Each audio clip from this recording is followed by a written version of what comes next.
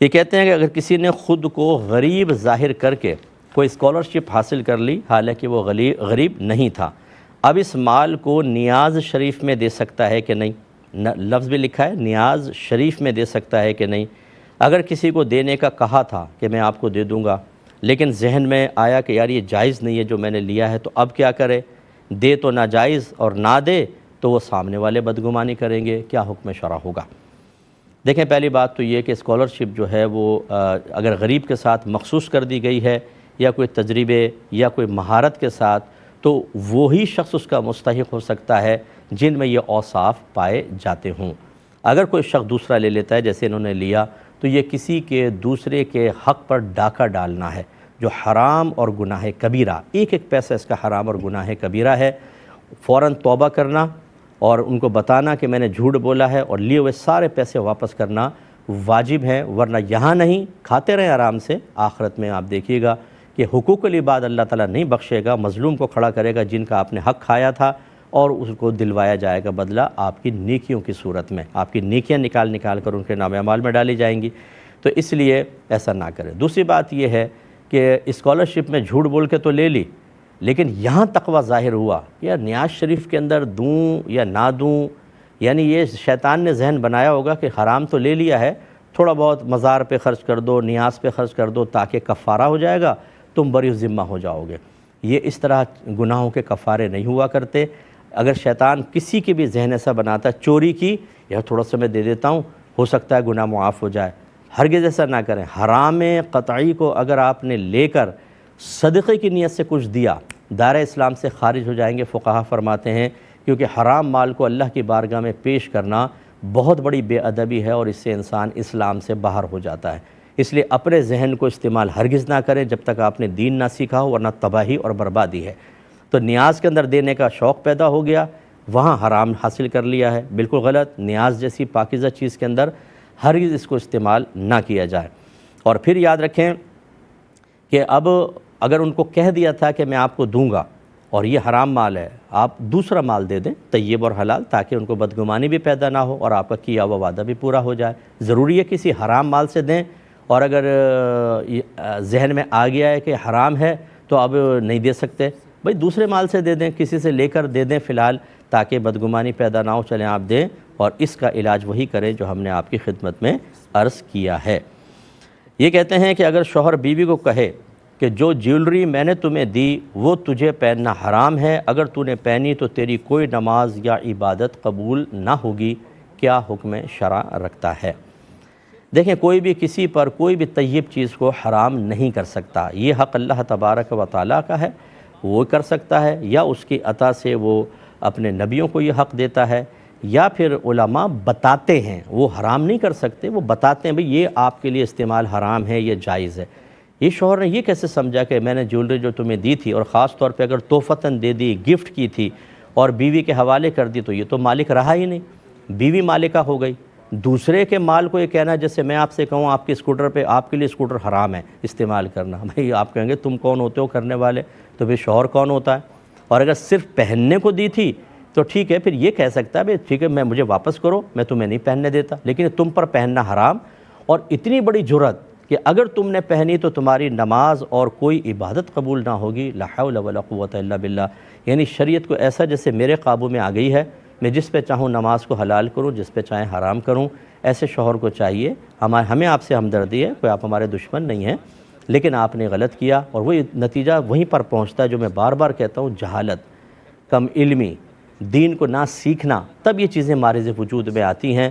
شوہر کو اللہ نے حاکم ضرور بنایا ہے، لیکن حاکم بننے والے شوہر میں نے بہت ہی کم دیکھے ہیں۔ جب دین ہی آپ کو نہیں آتا ہوگا تو آپ اچھے حاکم کیسے بنیں گے؟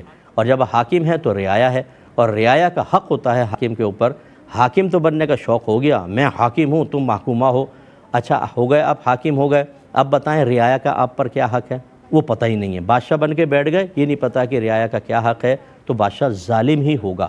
اس لیے وہ اللہ کی بارگاہ میں توبہ کریں، اور اتنی بڑی ضرورت پر میرا مشورہ یہ ہے کہ تجدید ایمان، تجدید نکاح کریں، اور آئندہ پہلے علماء سے معلوم کر لیں کہ بھئی میں ایسا کہنا چاہتا ہوں، کرنا چاہتا ہوں، کیا یہ شریعت کے لحاظ سے صحیح ہے؟ وہ کہیں یس تو پھر آپ کریں، ورنہ نہ کریں۔ اچھا، یہاں ضمناً میں کہہ دیتا ہوں، جب اس قسم کی بات کہتا ہوں کہ جو علماء سے معلوم کریں، تو میرے واٹس ایپ پہ بہت زیادہ رش ہوتا ہے اور میرے لیے سب کو بر وقت جواب دینا بہت ہی مشکل ہوتا ہے. دیتا ہوں لیکن بہت ابھی بھی 400 500 600 میسیج پینڈنگ پڑا ہوگا. پھر لوگ ہمیں یہ میسیج کرتے ہیں کہ مفتی صاحب آپ کہتے تو ہیں کہ علماء سے معلوم کریں اور خود جواب بھی نہیں دیتے. بھائی میں جب آپ کو کہتا ہوں کہ علماء سے معلوم کریں اچھے مفتیان کرام سے، تو اس کا مطلب مفتی محمد اکمل نہیں ہوتا. میں خود اپنے بارے میں نہیں کہہ رہا ہوتا. ہاں آپ بھیجنا چاہیں بھیجیں، لیکن پھر صبر کر کے انتظار کریں. اپنے قریبی علماء سے رابطہ رکھیں، دیکھیں اچھے اچھے علماء ہیں، بہترین مفتیان کرام موجود ہوتے ہیں، ان سے رابطہ کر کے اور ان مسائل کو ضرور حل کریں. کسی نے پوچھا کہ اگر کوئی طہارت کے مسائل کو سن کر تنگ آ جائے، استنجا میں کپڑے پاک کرنا فلاں، یاری کیا پنچات ہے، میں تنگ آ گیا ہوں، تو اس کے لیے کیا حکم ہوگا؟ دیکھیں اس کے لیے حکم ہوگا کہ فوراً تجدید ایمان، تجدید نکاح کرے، کیونکہ نظر فقہا میں یہ کفر ہے.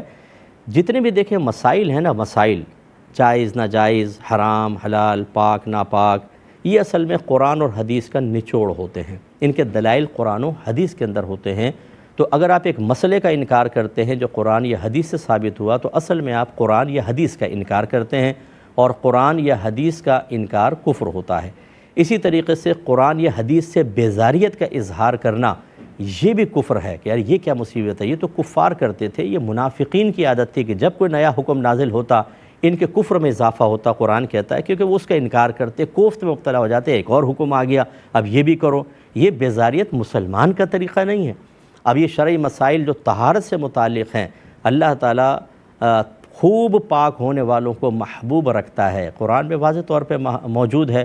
اور یہ انہی مسائل کو کہہ رہے ہیں یار کیا پنچایت ہے، میں تو تنگ آ گیا ہوں، یعنی یہ اظہار بیزاریت. اگرچہ قرآن و حدیث سے براہ راست اظہار بیزاریت نہیں کر رہے، اسی لیے میں نے کہا کہ نظر فقہا میں احتیاطاً ان کو تجدید ایمان، تجدید نکاح کرنا ہوگا.